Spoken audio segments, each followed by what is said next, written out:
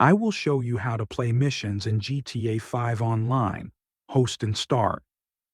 Open your GTA 5, press ESC on your keyboard, search online, then go to Jobs. Click Play Jobs, then go to Rockstar Created.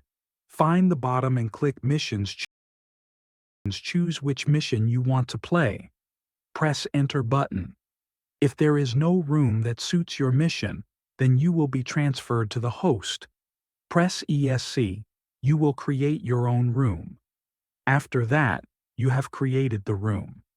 You can set everything here. After everything is set, click Confirm Settings. After that, you can invite your friends.